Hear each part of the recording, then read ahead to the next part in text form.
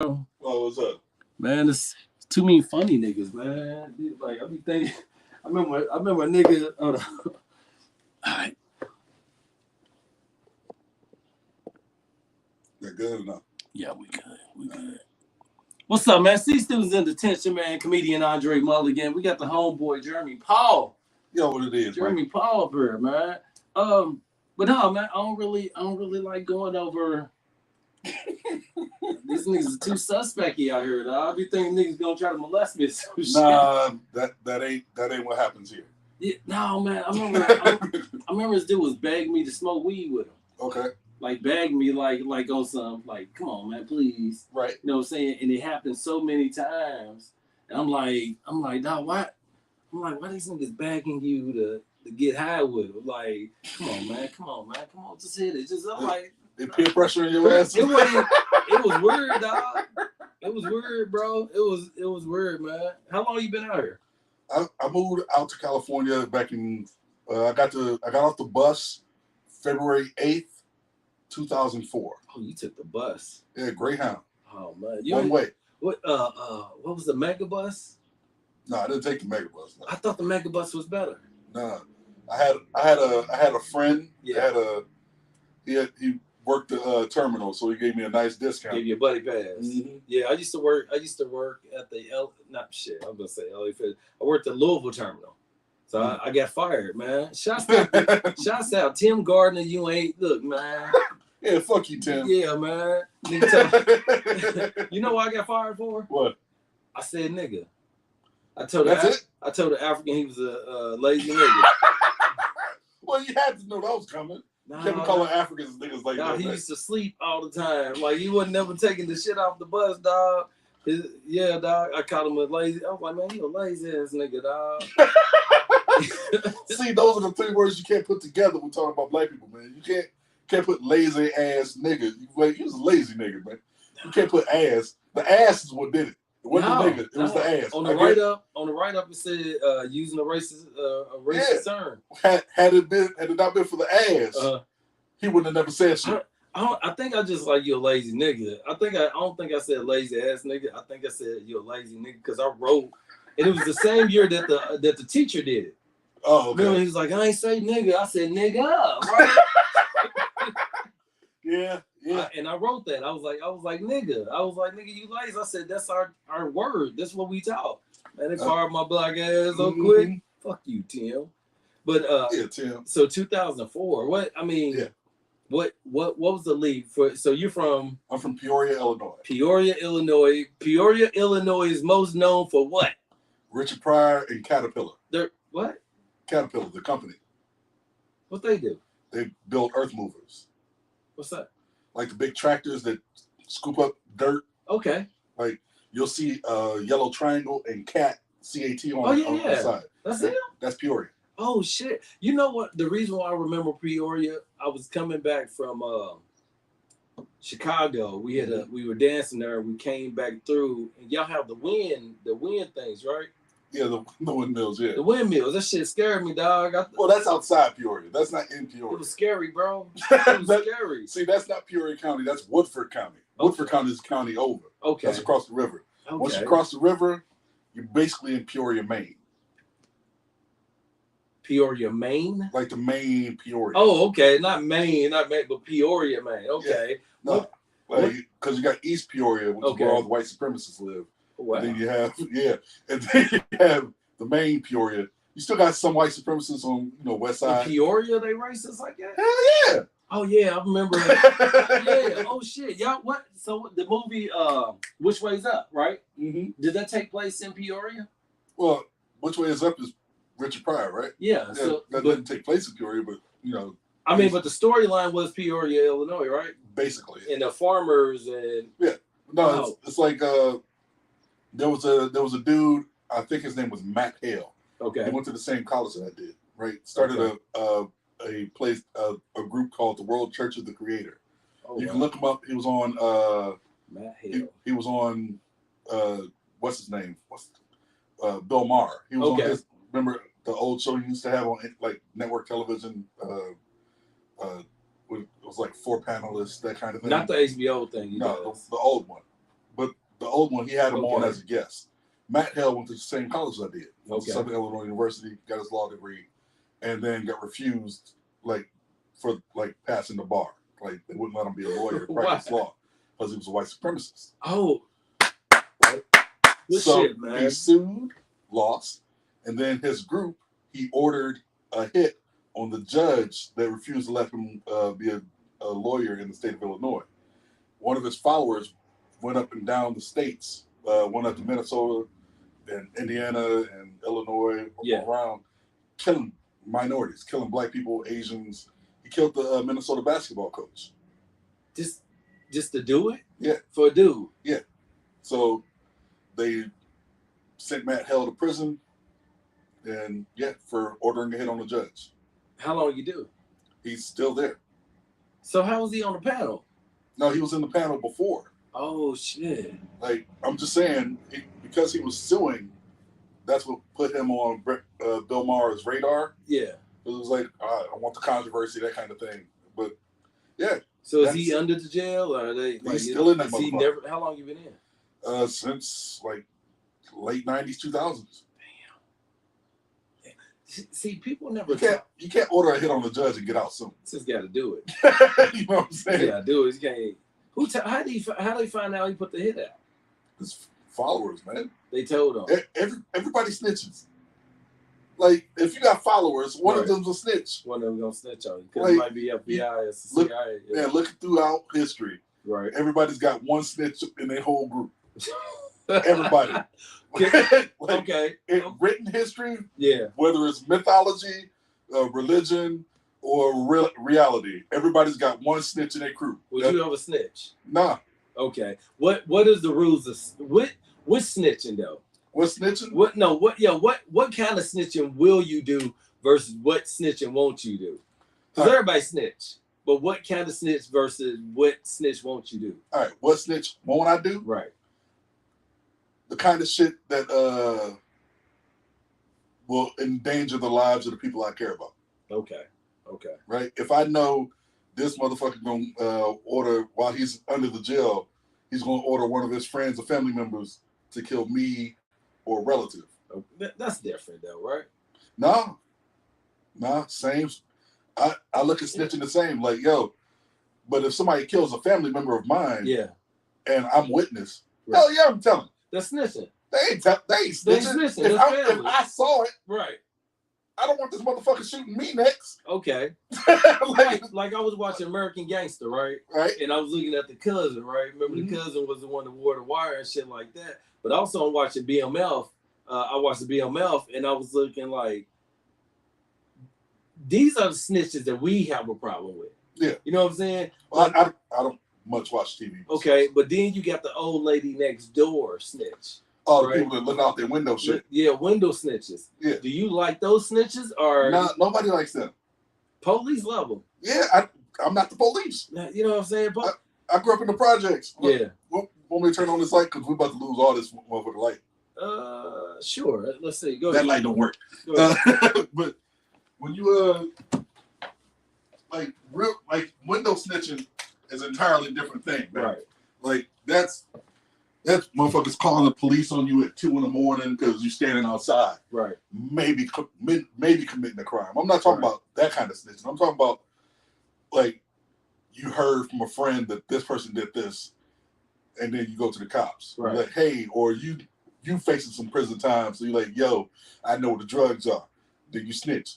That's some bullshit snitching. Nobody likes some people. See, yeah, that's different. But let me see. Like dry snitching is the fucking worst. I snitched on my mom before. Like, not like I told her boyfriend where she was. See that you dry snitch. That right? So you dry snitch. Yeah, I told like my mom was out and she was on drugs real bad, and I've been to the crack house several times. Okay. It was a whole building. All right. Like, it looked like this building, but it was a crack house. You couldn't get in, and you had to beat on the door. And I remember I used to go get my mom like at 2 o'clock in the morning because I couldn't go to sleep. Right. And I remember her boyfriend come up like, "Where your mom at?" I was like, "Man, I don't know." He's like, "Man, she probably around the corner off 15th." I was like, "All right, let me go." So he took me over. I banged on the door. I'm like, "Mama, Tony out here, man. He's like, she's like, why you bring him? I was like, Mama, come home, man. You know what I'm saying? Mama, come home. You know what I'm saying? Because I couldn't go to sleep when my mom was out. So I'm like, man, Mom, you gotta come home, man. So this nigga grabs us, we driving, and then he get the, I can't believe this. Every fucking time I gotta come, and then nigga pulls out a gun and shoots it through the window. God damn. And it go, like, I'm in the car, it's like, pow! I was like, nigga, hey, nigga, put the gun down, bro. Yeah. What the fuck? Right. You know what I'm saying? What the fuck? You own one now. I'm like, yeah. And this is the weird thing about it, though. My mom was back going with the nigga, but he had tried to kill her before. Right? So it's one of those situations where women go back to niggas. Yeah. You know what I'm saying? But she wasn't with him, but she was with him like whenever she get low on money or some shit, she going back to the same niggas, right? And, you know, my mom always had these niggas wrapped around her finger. And I remember we got out the car. She was like, bye, nigga, you ain't coming in here. Right. And we walked in the house and got in. She's like, nigga, you better not ever pick a nigga over me, nigga. I'm in Miami. You came out this pussy. And I was like, Mom, I'm sorry. You know, I didn't know nigga was crazy. Yeah, like, but I knew he was crazy because he tried to kill her before. Yeah. And this is how he tried to kill her. And I'm sorry, y'all. I know it's his interview. But how he tried to kill her, he ran the car off the road. They were driving down out. He sped up like going like 65, 70 and just turned the car. And the car flipped over, rolled over. My mom, I think she broke her arm. And this nigga almost died. He almost died. Because she was probably wearing a seatbelt and he wasn't. You know, son, I think niggas, we all done been crazy, but not that crazy. You know what I'm saying? We all been stalkerish crazy or some shit. Stalkerish crazy is like calling the girl that you broke up with 10 times back. You ain't never did that. No. I don't believe that. I've never been in a relationship. Well, that's different then. It's like, I don't call nobody. I did it. Bitch, bring on the phone. Bitch, bring it up. Fuck you. All right, let me talk then. Bitch, you ain't shit. And hang the phone up. No. You ain't did that? No. You ain't never oh, man. No. Okay, play it. No, dude, I grew up around pimps, man. Oh, well, yeah, Peoria, man.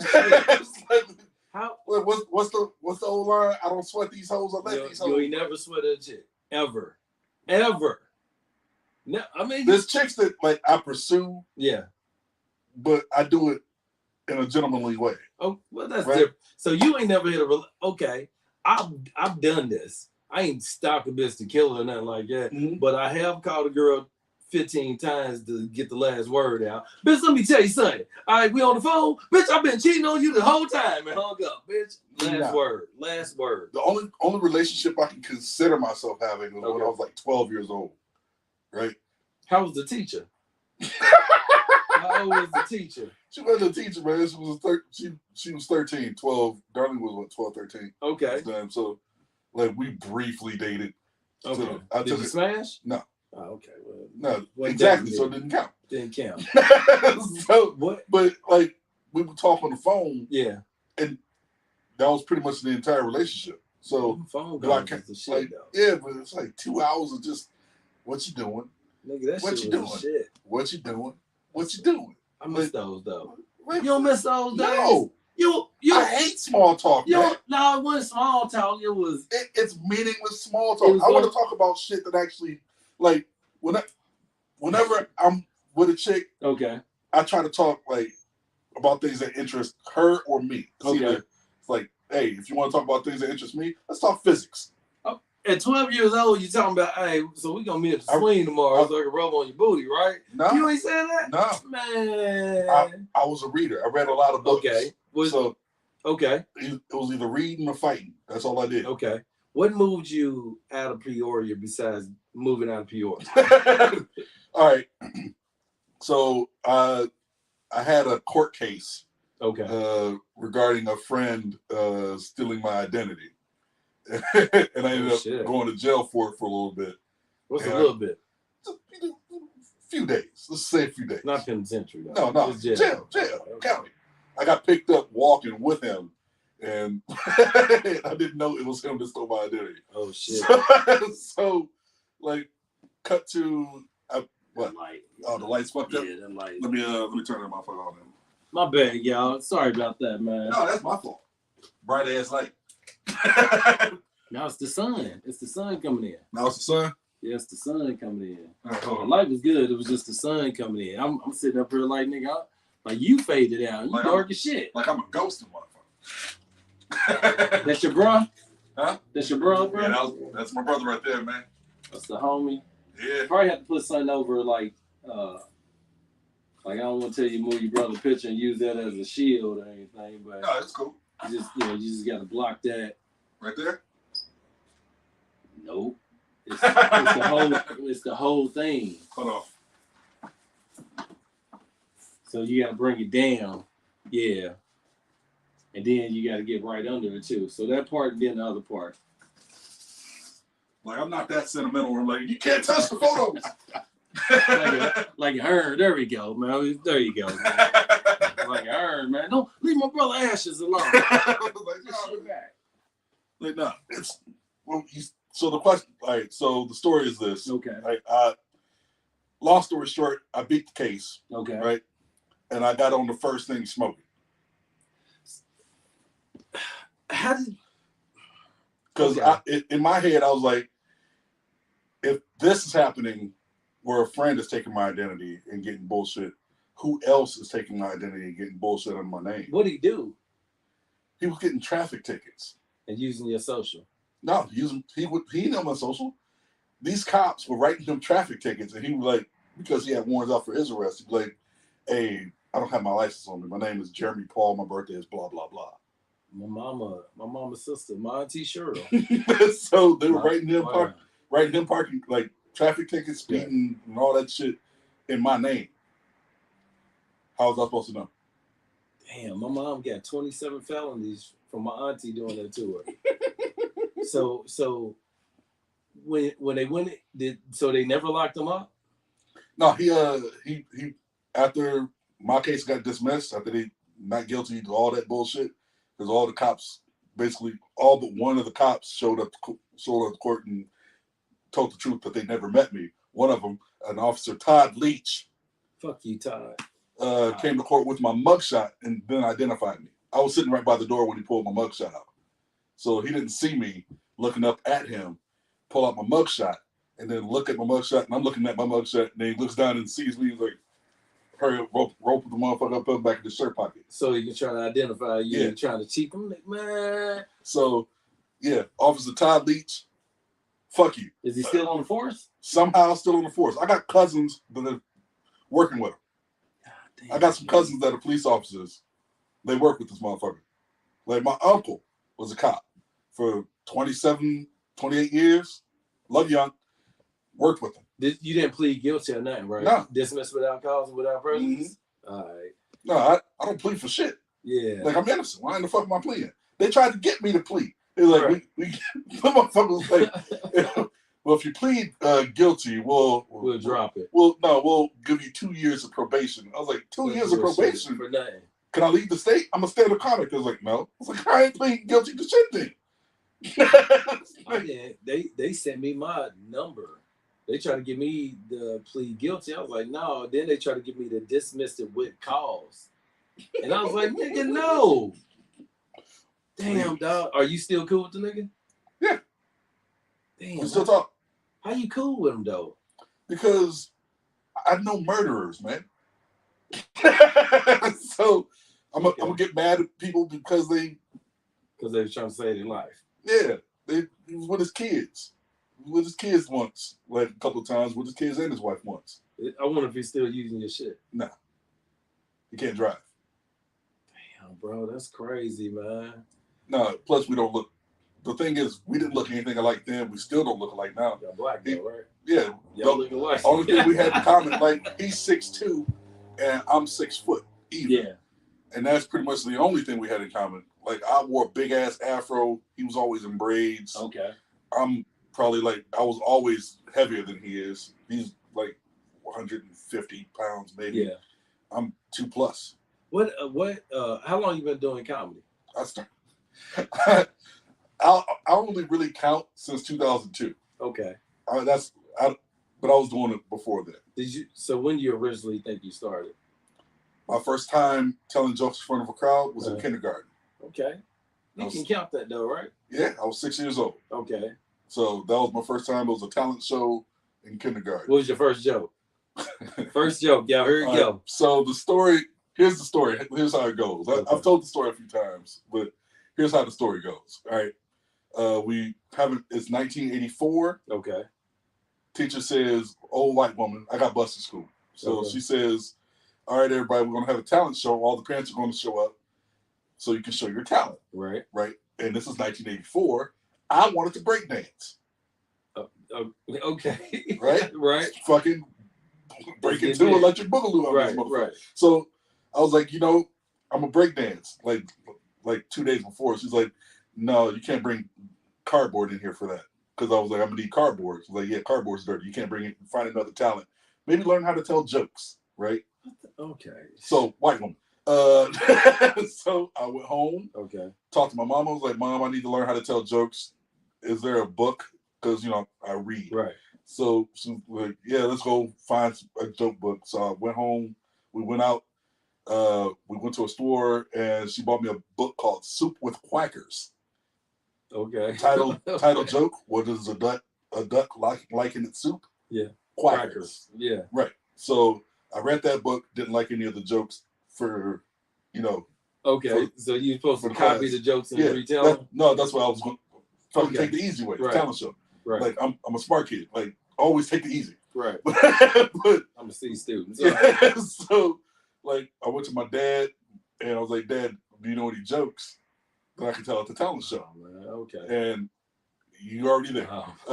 So the bitch walked through. So I go to the school. Okay. Day of, everybody's parents is there, not mine. My parents did not show up to this talent show. We from the projects. We ain't going. They won't come. They had to work and shit. Yeah. Work. No, they just weren't coming. It's the 80s, man. It's Reagan's America. Black people weren't working in the projects. Right. So we get to the talent. We do the talent show, and I was paired up with a guy whose name was Ben Nash. Right. Okay. So I had to tell my joke to him. Okay. And the joke that my dad told me to tell, that I told in front of a class full of white parents, men and women and children, was why did the girl squirrel chase the boy squirrel up the tree? What? Because she wanted to taste his nuts. What did you get stone faced? Stone. Like no laughter whatsoever, no snickers, no nothing. Nobody. Yeah. And I looked around and I was like, all right. That was the first joke. Work blue, bombed. Okay. I thought it was a good joke though. Was the timing off? No. It's just a dirty joke for a 6-year-old, man. I mean, Eddie Murphy raw, right? So remember he was telling the lion shitting on the tiger joke, right? Monkey shitting on the tiger joke. Yeah, but that was 87. Yeah, that was no. Raw was 86. 85, 86. 85, 86. So I was doing that at 84. Eddie Murphy, you might have stole somebody. Might have stole this man's shit, man. We gonna bring Eddie over, man. Like that was my first time on stage. Okay. So I was bombing and loving the hatred that all you white kids and white parents were giving me. I was like, you know what? I'm glad my parents weren't here. Was it hard? Was it hard living in Peoria? Because what's the mix? What's the 10%, 20%? No, the I guess the citywide mix would be like 40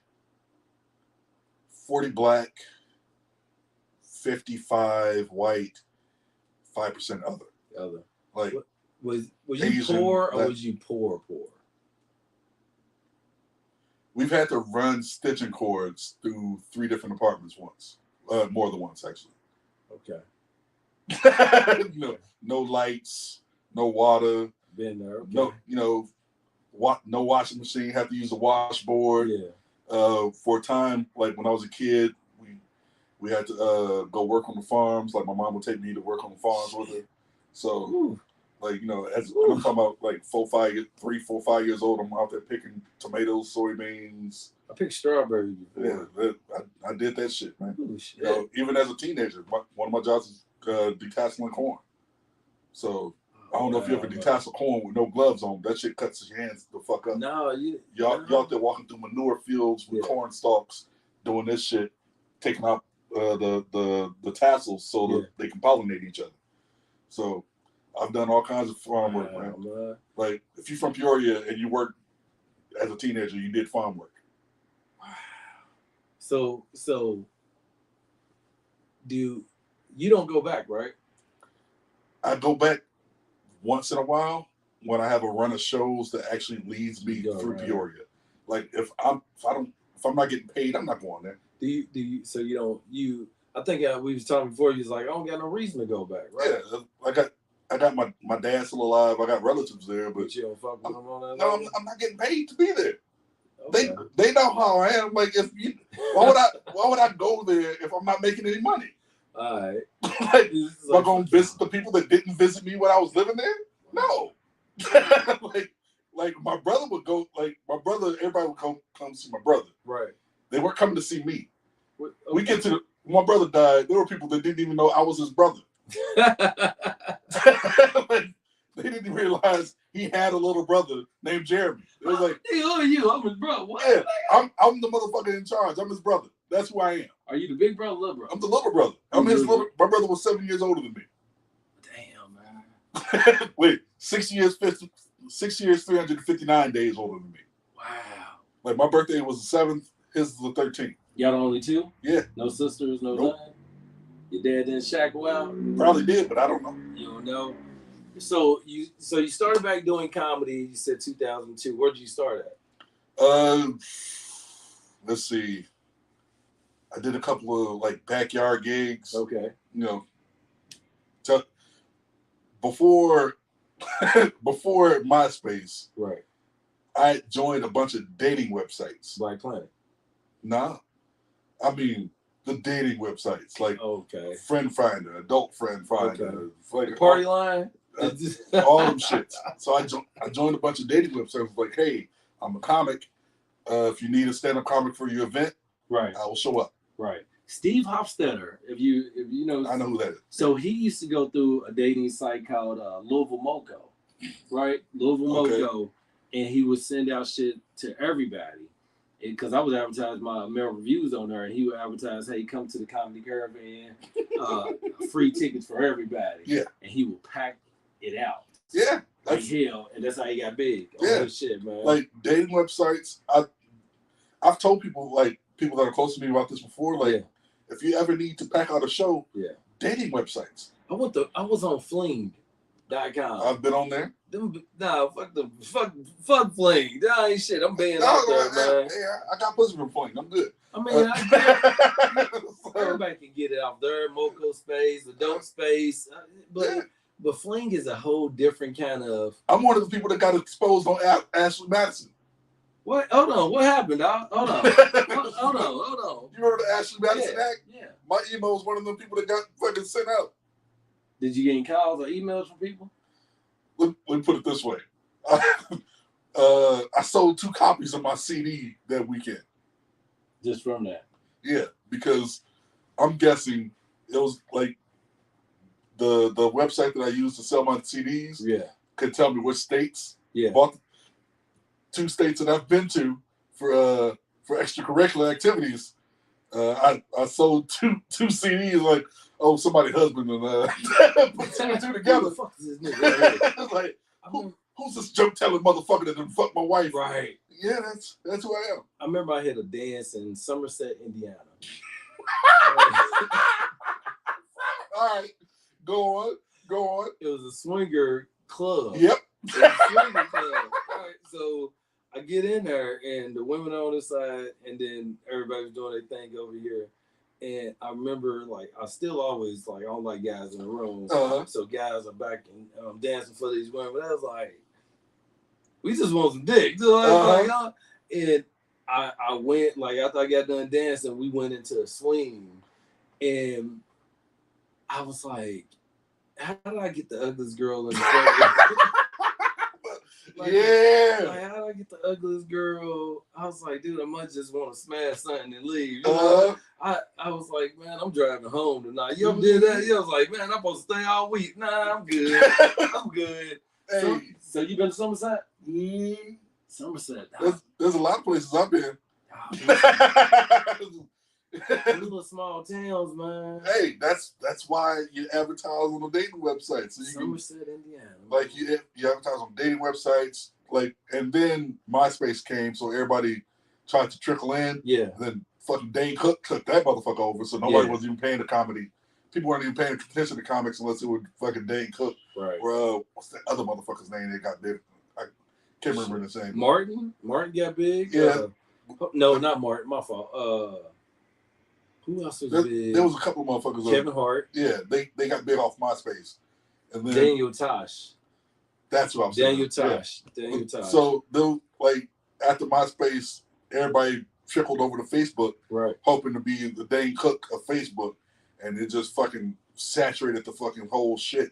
So everybody's just like waddling around in feces now, and I'm on the dating websites again. Just turn it up. Like, hey man, if you need a comic, here's some videos. Here's my OnlyFans. Here's my you got OnlyFans? Hell yeah! Oh shit, the nigga got give me your OnlyFans, man. You look up Savory Johnson on OnlyFans. SAVOURY. Savory Johnson. Nigga, savory with no butter. Nigga, you know what I'm saying? No butter, just all juices. Put it in your mouth, savor the juice. Savor the flavor, man.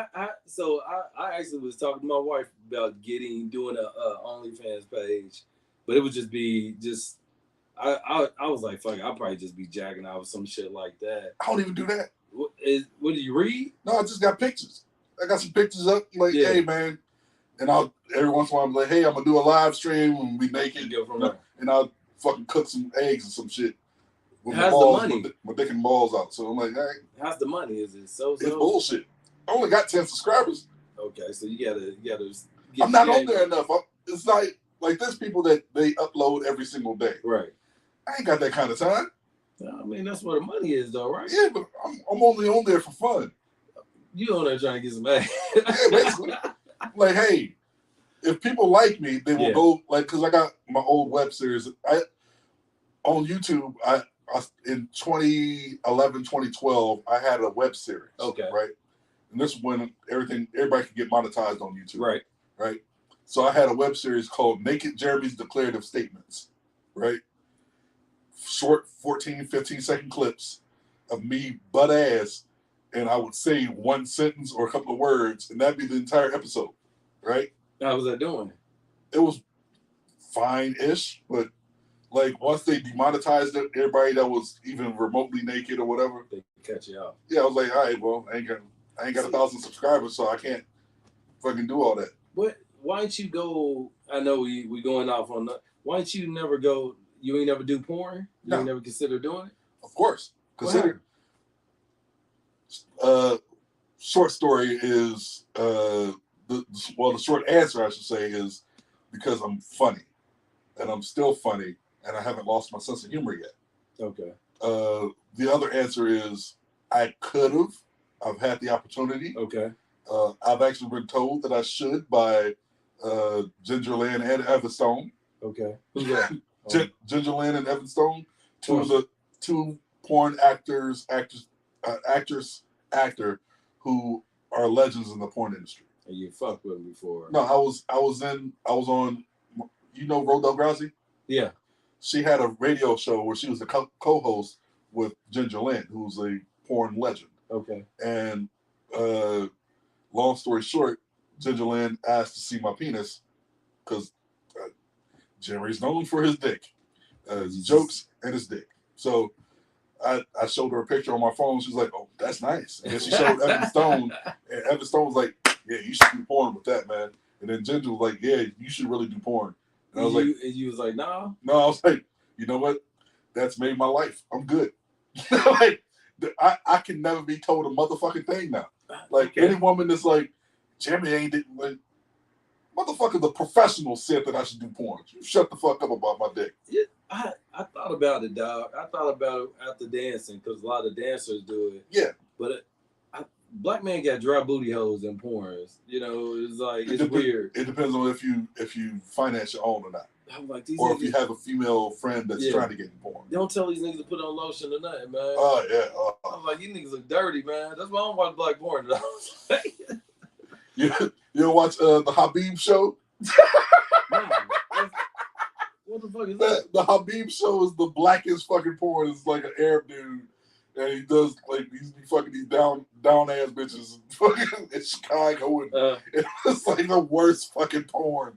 It's like the Habib show. I remember the black dude with the braids. Like this, you remember they only had the same niggas in braids. Yeah, Byron Long. You had what's the nigga to make the funny face? Like yeah, you talking about Wesley Pipes? No, not Wesley Pipes. It was a light skinned dude that like the niggas just this is like his whole face out. Now remember porn kind of jumped. Yeah. Right. So it's like my favorite porn star. Vanessa Del Rio. Period. That's a lot of people's favorite. Period. See, my favorite is Cytheria. Who the fuck is that? Cytheria is the squirter chick. I don't know who that is. Yeah, you look her up. Like, God damn. And then I remember my fault. I remember the blonde Asian in the 90s. Mm-hmm. Like she was bad. She was fine as a motherfucker. She was probably she was thick.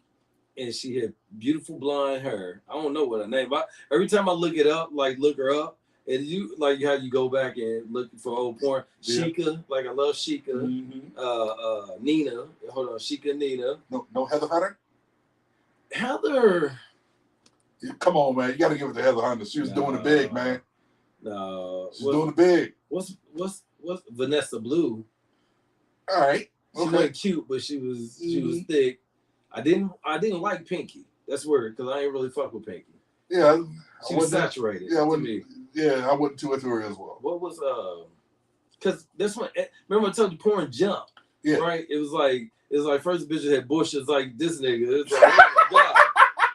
Remember they had bushes like I was like and I always grew up watching like white porn because it was shaved and shit. It was shaved and.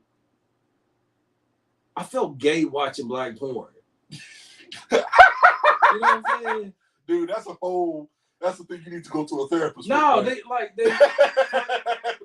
let me tell you why. They always zoom into niggas' asshole on black porn. That's called bad camera, man. No, literally regular white porn, they go up under, but black porn they go straight to the nigga asshole and then they drop. I'm like, why are they doing this? It's because number one, black dudes don't know how to fuck for camera. So is that it? Yeah. So I'm like, it's not that. No, hold on. Let me correct. I don't feel gay. I just feel like uncomfortable watching porn. You know what I'm saying? Black dudes don't know how to fuck. It's just like amateurs. Black dudes don't know how to fuck for camera. They don't know how to go from the top in. Right. Like, because if you fucking for camera, you're not fucking for your own pleasure. It's up top. Yeah. Yeah, you fucking to be seen. So these niggas like they trying to fuck. They trying to put on the show. They trying to fuck. I think the first legit porn, and it wasn't. And I guess I worded that wrong. What I mean is, it made me feel uncomfortable. You know what I'm saying? I'm like, nigga, I'm trying to enjoy this shit. And I'm like, you want to see like fucking imagine that. I want to imagine it's not even necessarily. I just want to see the pussy, really. Like but I can't watch a chick play with a dildo. You know what I'm saying? Like some dudes, like one of my homeboys. I remember like during dancing, we look at porn. First it was magazines, then it was like, okay, watch porn. This nigga he only like watching girls give head. I was like, nigga, that's suspect to me. I don't want to see a woman suck a nigga dick. I don't want to see I don't want to watch that either. I hate blowjobs. Right? I don't want to see that. Yeah. Fast forward. So the porn I like, I'm going straight to what I like. This is it. Yeah. When you get the black porn, it's always like they go up, and they be like, yeah, zoom into niggas' balls, and then they pull back out, then they zoom back balls. Oh, yeah, I'm like, come on, man, this ain't for me. Porn isn't for, man. This ain't my porn. This is some other nigga porn, man. Because we ain't fucking for camera. We fucking with the pussy. Yeah, like, yo, man, let me get this. That's what we doing. Like, Like motherfuckers that like you ever try to make your own sex tape? Yeah, a million times. Right? It'd be great. Great angles. I made my own shit. Okay. And I forget the camera's going. I'm not fucking for the camera no more. I'm fucking for I'm like, yo, she moaning hard as a motherfucker. Yeah, we throw this leg up here. Camera fall. Yeah. Like, I'm not even paying attention to the angles. Like I'm very good with the angle, lift up, angle, pulling it. You probably got it on the floor, pointed up. No, sometimes I don't ever sit the camera on the couch, right? Of course not. I sat it on the couch, the motherfucker fell over, and all you see is like motherfucking sideways. Yeah. You see toes and shit hanging out the motherfucker. You sound like the camera dropping and go up. I was like, that's an ass shot I hate. Right. Like the camera just went to my ass like boom. I was like, man, I don't like this. I didn't like it. And then what happened? I think the chick, she was wearing like red lipstick. And I had the condom on, and it looked like it was blood on it, but it was a lipstick. With this motherfucker. Like, and I'm talking, I'm like, man, your lipstick on the condom. Like, yeah, I don't fuck around with the fucking like motherfuckers with red lipstick and red toenail polish, red like you look like you got tuberculosis. Stop bleeding out your fingers and mouth. Yeah, fucking stop it. We had 500 videotapes, porn tapes. Yeah, as kids. We used to steal them all the time. All right. How many did you have? As a kid? As a kid. My brother and I probably watched like maybe 3 because my mom and dad lived together. So mom, dad, brothers. So they were my dad had his porn hidden underneath the comic books. Okay. Like his big ass comic book box. That's where his porn was. How y'all find it? Because I'm a reader. Okay. So got to the bottom. Yeah. You see all my comic books up in there. Okay. That's why I don't sleep in that motherfucker. I sleep out here. How many comic books you got?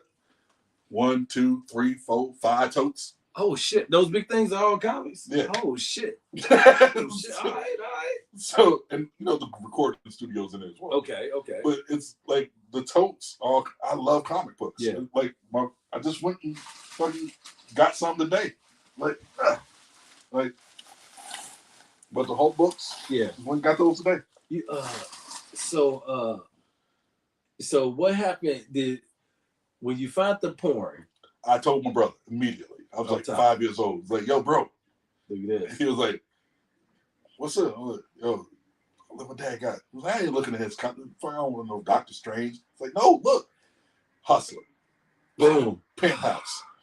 Hustler. And then DVD, like not DVD, but VHS. Yeah.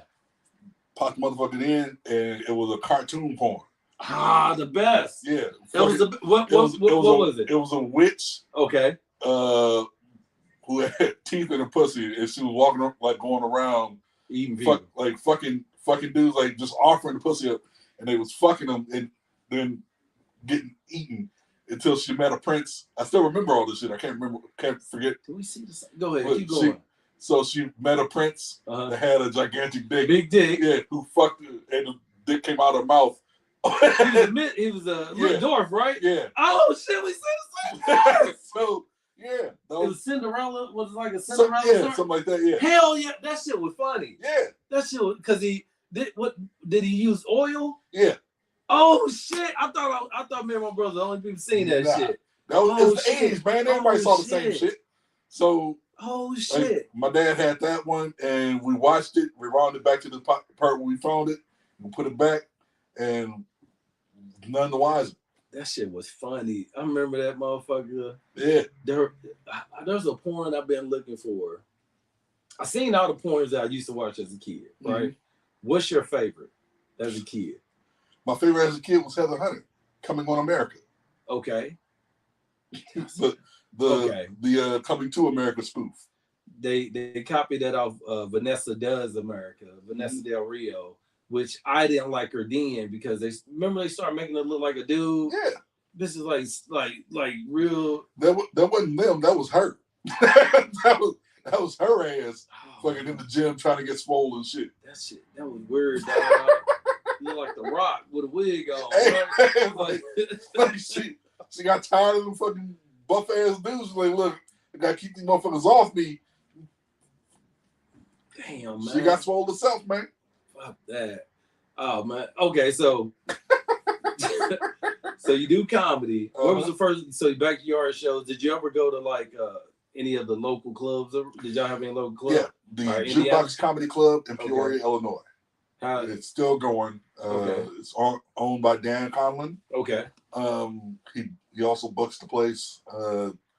Dan is he's a like-minded pervert. He once paid me in a lap dance because there was a strip club next door.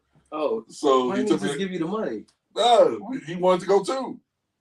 Okay. So he paid me a lap dances that night. I never told you, I'm good. How many lap dances you get? It's like 5. What, $20 a piece? No, 40. Oh shit! Why don't you just get the money? You don't even want the money? I was gonna probably go next door to the strip club anyway. Did he give you tip money? Yeah. No, he did all the tipping. So you want to watch the chick dance on you? Hey, I mean, okay. Coolest motherfucker ever, man. Oh man. Like, look, I'm a pervert. Yeah. They had the strip club next door apparently burned down last year, and I was heartbroken about it. I was like, that was the best part of going home. Sorry, bitches. Like, love y'all. Like, you know what I'm saying? You go to the comedy club, right? And then shows in around midnight, 12:30. Yeah. Go next door to the strip club. Was it something? Was it no sex in the champagne room? Kind of they smashing in the champagne room, or was it like no? How can I say this without? Well, the shit burned down now. Okay. So it don't exist no more. Okay. People fucking in there. they were fucking in there. Dude, it's They tried not to, but they did. But they did. They had to make some money. Yeah. It's Peoria. Everybody's poor. I danced in a female strip club twice. I danced like we had a all male review night. We upstairs and the women were downstairs. Yeah. And I retired. I quit. I quit because the dude was trying to treat us like we was women. Like, yeah, nigga, get out there and make that money, bitch. Dude, what you talking? I got fired up for 3 days. What happened? I couldn't dance, man. Oh man, I can't dance. I got bad knees. I can't be out there learning choreography and shit. I went out there my first. You know how you walk on the stage as a single and you do it like fucking dance. Yeah. I walked my ass out there to pumps in the bump, doc. MC Hammer's pumps in the bump. What? Who put that on? Who the fuck put pumps in the bumps on? I was out there just swinging it. The pumps in the bump. They're like, man, get the fuck. 3 minutes. I was up there just swinging my dick. The pumps in the bump. I made $40. And they fired my ass. Money, dog. They fired my ass. Like, nah, man. They said you suck? Yeah. Like, I can't dance. Oh, just pick a girl up. That's all you have to do. I wasn't doing all that. Bad knees. Yeah. One of my homeboys dropped a girl, power bombed her. See, bad knees to do that. This is what happened. So he was dancing with he always danced white dudes, right? So black dudes we tie down, right? So we do tie down y'all cock ring. White dudes just baby all up, right? Yeah. So he's dancing with white dudes. They don't have to tie off. He typical thing, flip girl up, pussy in the face like this. Yeah. And some girl ran up and pulled his thong down. And his dick was little. It was like he ain't shoved up. Yeah, he shoved up. But he was like this big. He was huge. Right. I mean, he was big. Right. Man, they put that nigga shit down. Look like a little pinky, dog. Nigga just straight fell. Bow! So he out there performing. He ain't shoved up yet. But it was a big girl. Yeah. He was like 240 he picked up. Broke her neck. You broke her neck. They took you out in the wheelchair. They took you out in a wheelchair, bro. Took you out in a wheelchair. She went to go see some dick and got her neck broke. Got her neck broke. Second time I've heard that happen. Second time I heard that happening, dog, where a nigga, like, because some niggas are reckless when it comes to dancing. Yeah. You know, and we do this thing, like, I even had checked myself one day where I had to start asking them, like, you got any back problems, neck problems, anything, let me know, because you just grab women, come here, you know what I'm saying? Yeah. And they have this thing where you'll lay a girl, missionary style, you'll go between the legs, then you'll roll her and flip her, and a bitch's neck got caught between the nigga leg, and he turned, and her shit popped like that. I'm sorry to laugh for whoever's sister and or mother this was. She's out there like Caesars and shit. God nigga, damn, man. Nigga, all you saw was like her friends like, yeah.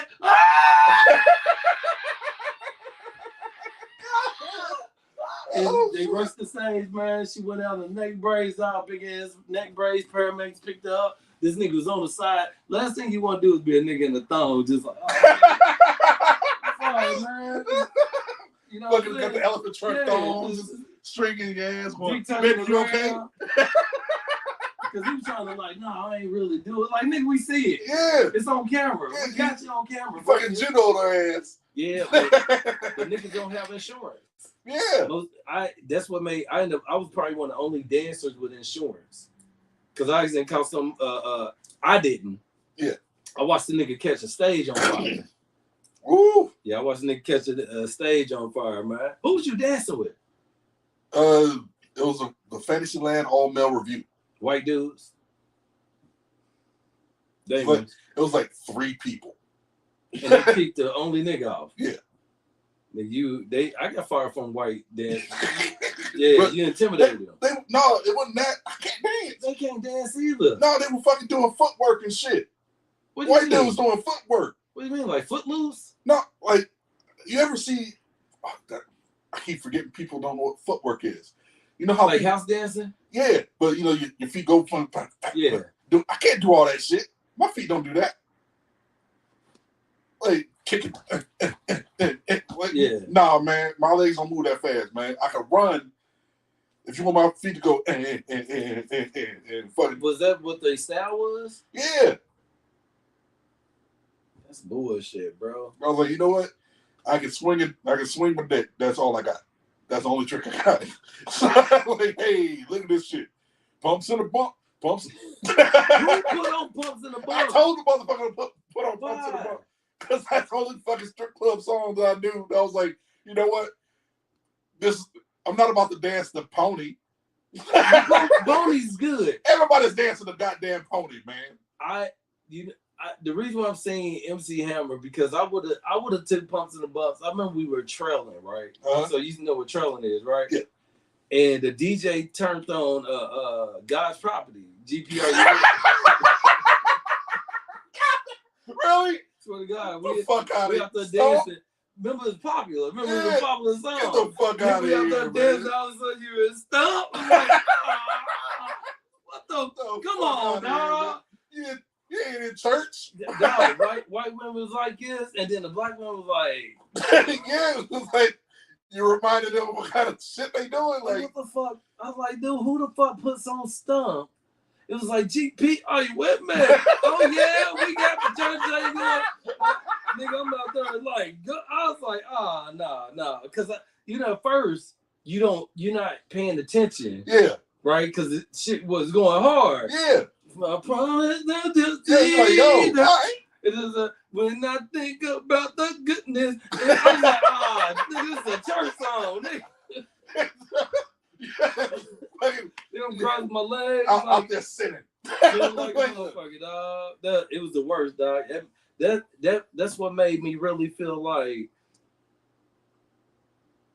nigga, you ain't doing shit with your life. You know what I'm saying? Right. This motherfucker put on God's Property, and you was like, I need to change my life. I retired. I threw my thong out the window. I swear, dog. This motherfucker just converted your ass. Nigga, I donated my boots and shit to the Goodwill. Oh, yeah, your boots. The boots. I threw my cowboy boots.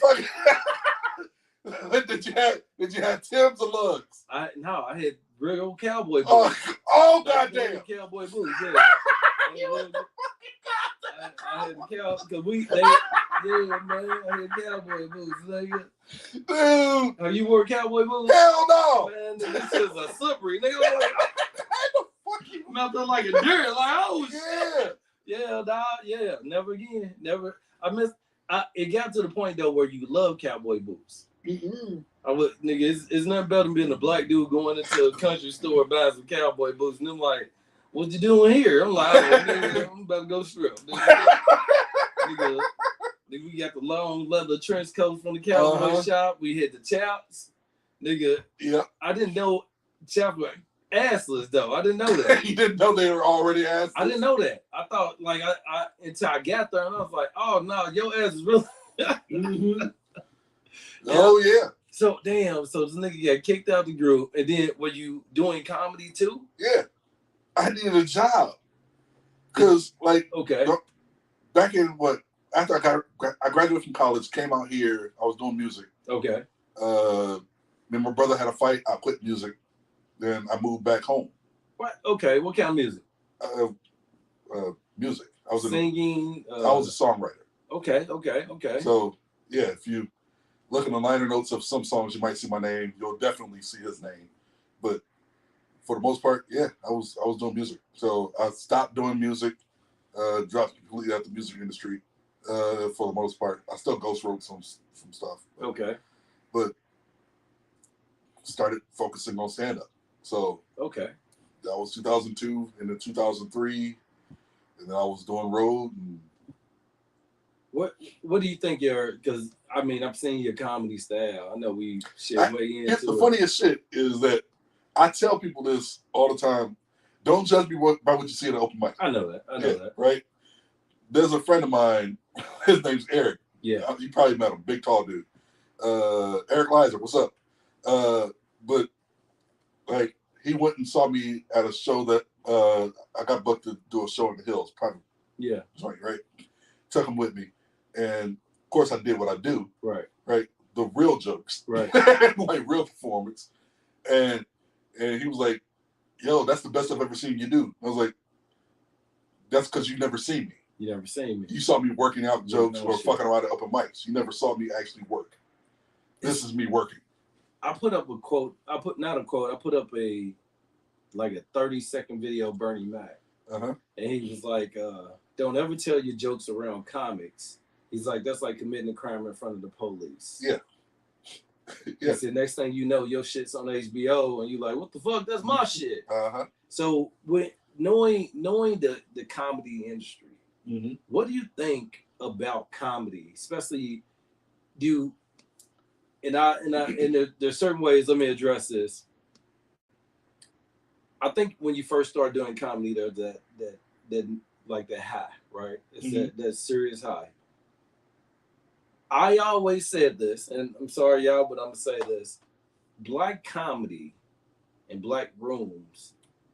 If you're a black comic that don't do black rooms, will make you really neither hate those rooms because you start noticing that a lot of areas, not all, are bitter.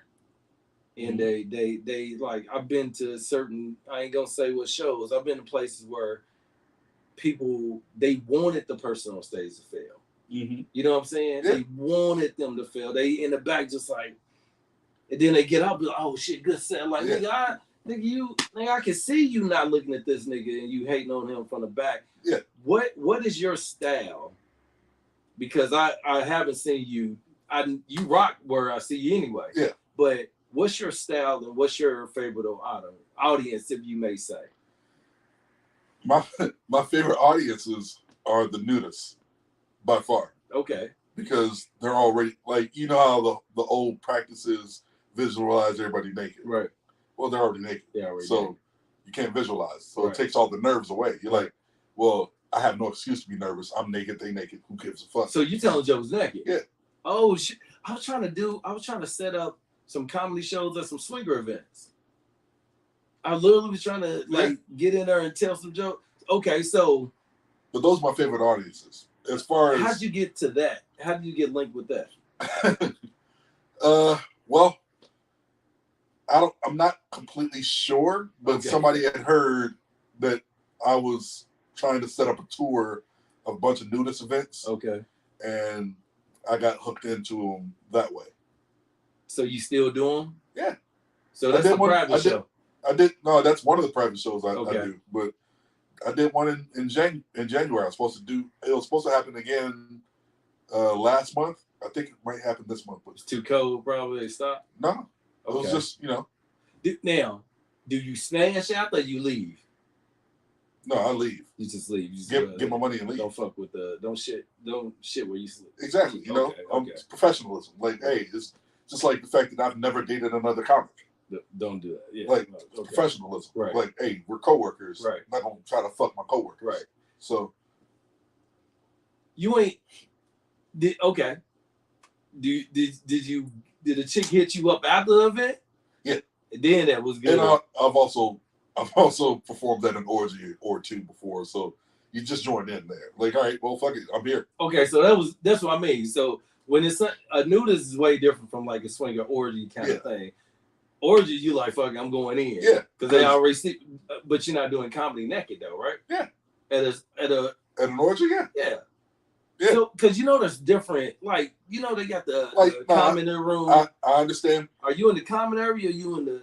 Are y'all already late and you're already there? We're already there. So it's not like I remember. I don't know if y'all ever went, but I've been to a swinger party early, right? The worst shit to do because I have somebody set up, right? And I was like, this shit is who want to come here, right? Yeah. And then next you turn around, it's like 100 people in there. Like, God damn, this Someone shit looks wearing nice. masks because they public figures, they be seen. Right. But I've done those. Which nudists or swinger groups what's the quality of women? Is it 10s or is it 5s and under? No, it can run the gamut. Like, it depends on like what day of the week it is. Okay. Like who else is on the show with you? Okay. Like if it's like he's dead now, so I can say the shit. Okay. I did a show once and Marty Ross was a headliner. Okay. Right. Yeah. Marty's a funny dude. He was a funny guy. Right.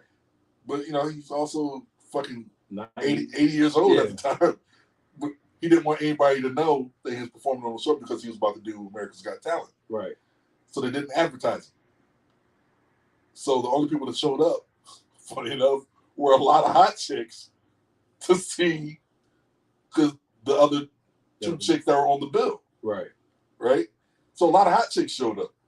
So it was nothing but fucking 8s, 9s, couple 7s in the audience. And I'm like, yo, this is the shit. And I've done another show where it was fucking a dude where, it was a dude on the flyer that didn't need to be on the flyer, and women did not show up. They did not show up at all. It was just a bunch of old Armenian dudes and like 3 chicks, and I got to tell my jokes to get my money. I went to a swinger party where it's $5 for the women to get in. Yeah. Right. So you already know what you did. It was $5 for the women to get in. Yeah. And you get what you pay for.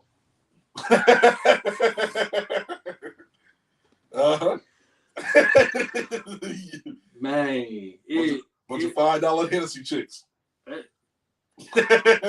What Cobra? Like Cobra, yeah, they look like Cobras. Oh. Like Cobra beer, Cobra, and got some still reserve in that motherfucker. Yeah, foils, yeah, foil locos and shit. It's like, man, these bitches are ugly as a motherfucker. What do you think? What do you think about comedy? I love comedy. I love it with a passion. I'll never stop doing it. Yeah. Even my problem is that I'm probably one of the 5 best comics alive. Okay. I firmly believe that. Okay. Some people be like, that's delusional, but why not? No, I believe in myself. Right. I believe in my writing, and I know how funny I am, and people that have seen me work will tell you. Right. No, Jeremy's fucking funny. Have you ever tried to do like AGT or anything like that? So I got an audition for Just for Laughs, right? Okay. I did one of the showcases, and I overthought it. Okay, it's a problem. I overthought it and went with a joke that had meaning to it instead of a joke that was laugh per minute. Okay, like I have jokes that are laugh per minute. Yeah, but I don't like telling those jokes, so those are cheap to me. I can do a one-liner and get a motherfucker laughing for 45 seconds. That's easy. Okay. But I want the big joke where it leads to something and there's a point. So I was just looking at. Ironically, I was looking at something on YouTube the other day. You know how they put little clips up. Yeah. They put a clip of Gerard Carmichael, and he was like, "I'm not a boyfriend because it's so hard dating women, so many things." And I was like, "But I wanted to know he was gay back then, right?" Yeah. So, but the whole thing, the serious matter, like I feel for me, I want to be a Sammy Davis Jr.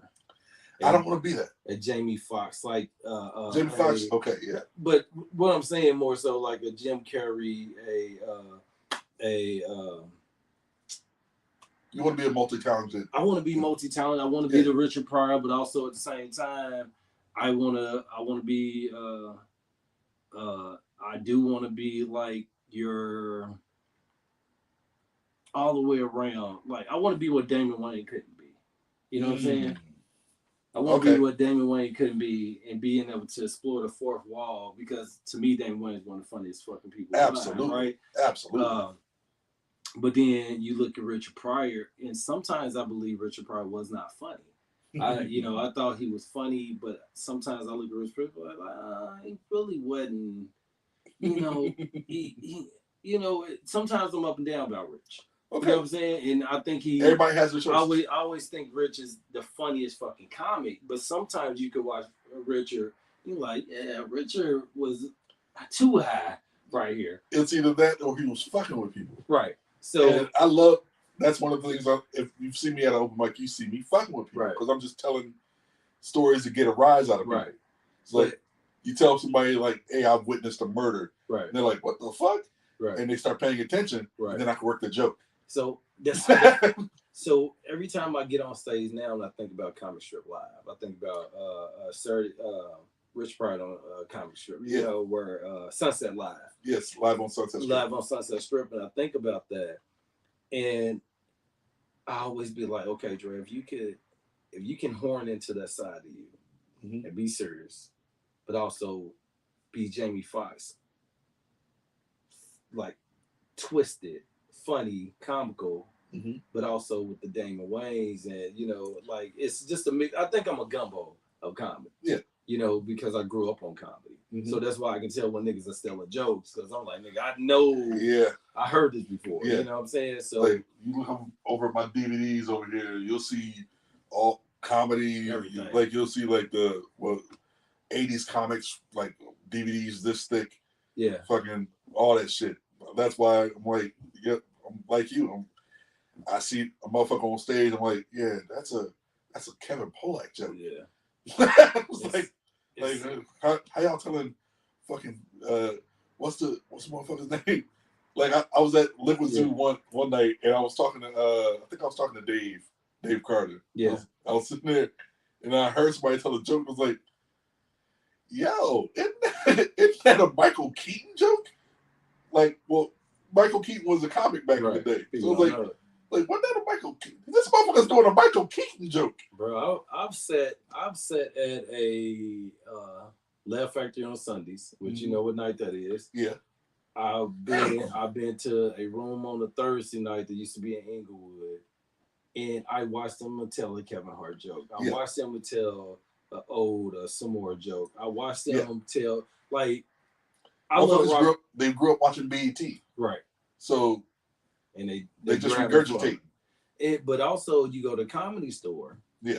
And a lot of those comedies are actually rewriting other people's jokes. And like, people, I'm like, I remember a dude. They make a good living doing that. I remember a dude that was making it at first. I remember he started getting big, black dude. And all his jokes were Chris Tucker jokes that he was stealing. Uh-huh. And then I remember somebody posted online, and that's like, I think that's Chris Tucker. But he got big off Kill Tony by doing that, and then he just went downhill after that because he had no time at all. He had no nothing in it. Like I love Robin Williams. Like I love Robin, but I didn't know he was a joke thief. Yeah. People say he's that hard joke thief. I don't want to be that. You know what I'm saying?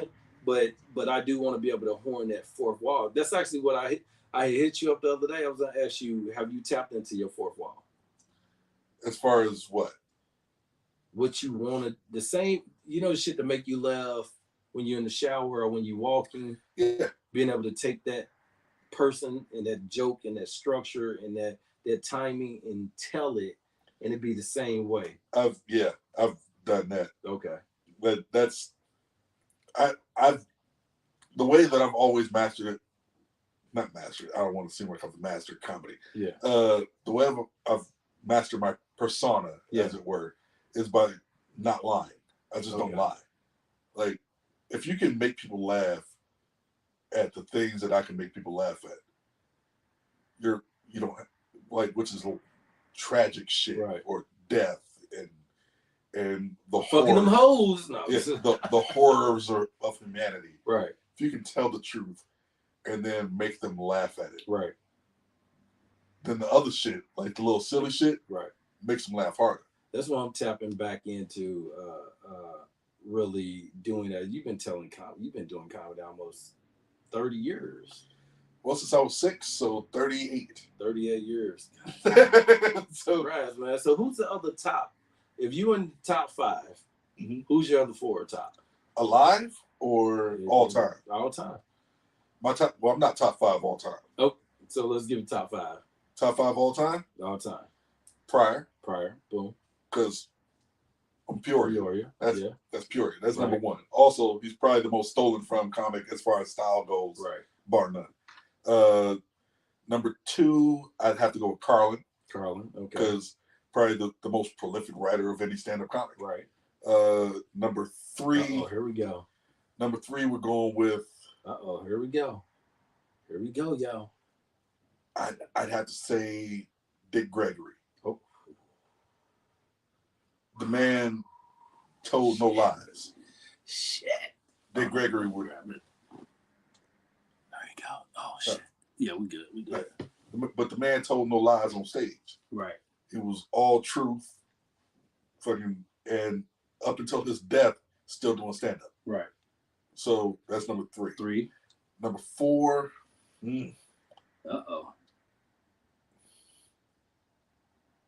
I'd maybe go.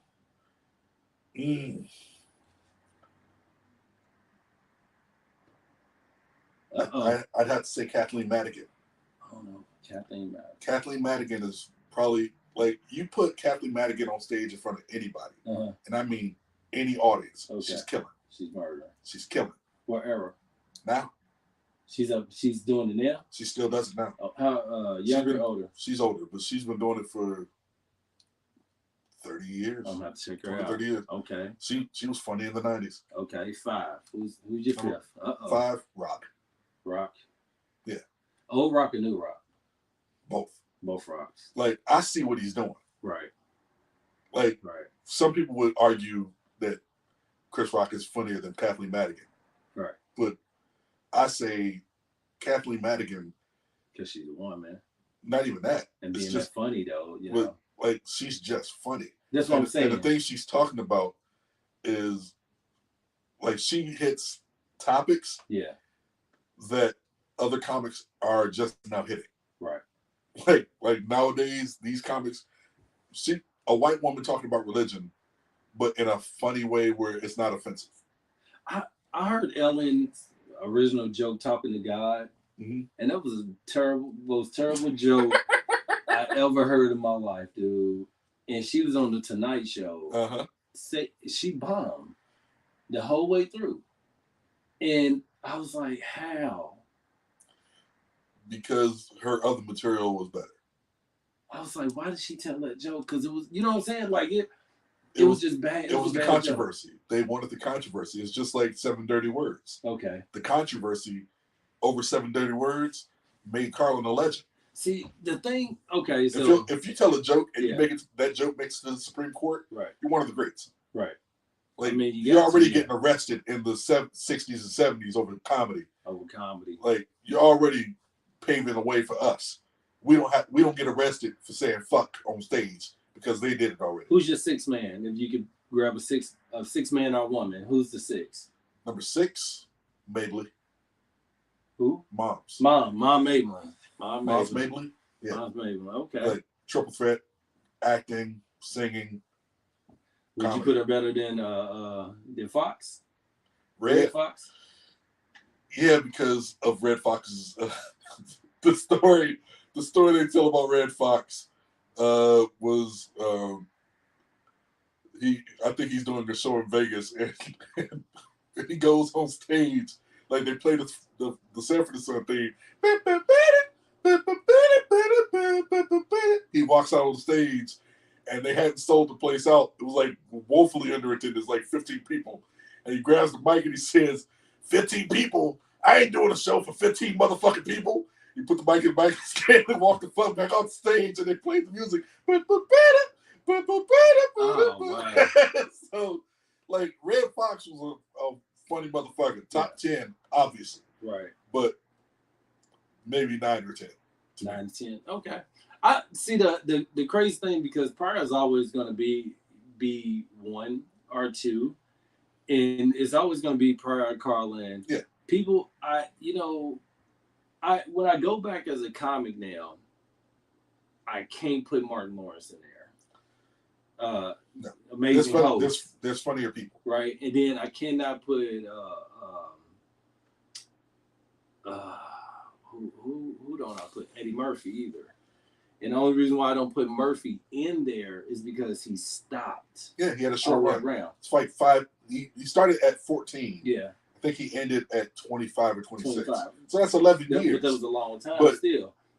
His heyday was, as far as stand-up goes, was like 3 years. Right. Look at Jeff Foxworthy. Yeah. Foxworthy's heyday is now. Right. This motherfucker made $1 billion. He's still doing stand. Ron White just retired. Right. Like Ron White's probably top 15. Right. Like that motherfucker's funnier than everybody that he was on tour with. Right. You think Ron White should have been closing versus Jeff?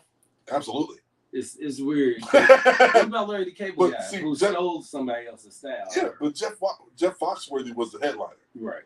Nobody was coming to see Ron White. They were coming to see Jeff Foxworthy. He was funnier. Like Jeff Foxworthy, probably the second most stolen from comedy in history. Because you see everybody does a twist on you might be a redneck. Like, you might be Poe. Would you put Cat in there? No. Okay. Me either. Okay. No. Like, again, I have no fear. I tell the truth. Of Def Comedy Jam comics. Okay. How many would go in the top 10? Of all of the ones that did Def Comedy Jam. Of all the ones that did Def Comedy Jam? Would you put Chappelle in the top 10? No. Okay. Would you put Bernie Mac? You put Mac. Where would Mac go? 7? No, he'd probably be 10 or 9. 10 or 9? Like with Red Fox. Yeah. What about like Mort Saul would be in my top 10. I want to put Michael Collier in there. Nowhere close. Michael Collier is one of my favorites. He's top 15, top 20. You think top 15? Yeah. As far as writing goes, that motherfucker was funnier than everybody. Right? But what's the other dude that he competed against that used to do comedy on Lincoln Park, Central Park? Oh, dude that died that was on drugs. Yeah, I can't remember his name. Because they both did the same shit. Yeah, it's. But Michael Collier. You put him top 15? He's top 20. Top 20, okay. If he's top 15, he's 15. See, it's weird because I like a Carol Burnett, right? Okay. And I like a Joan Rivers, but also, like you said, you got Dick Gregory. I gotta put Cosby in the top 10. I gotta put Cosby just for the story. I say 8 or 7. Okay, man. Like Cosby, not even what he's gone down for in his, as far as his legacy goes. Right. Not the sex offender and shit. Right. If you go on pure joke telling, give it to him. Yeah, to my brother Russell, with whom was it Russell? To my brother Russell, with whom I slept with. I think that was the album. It was a 26-minute fucking joke. Like that's a tour de force. That's a magnum opus to some comics. I'm gonna have to, son. I look at comedy a lot.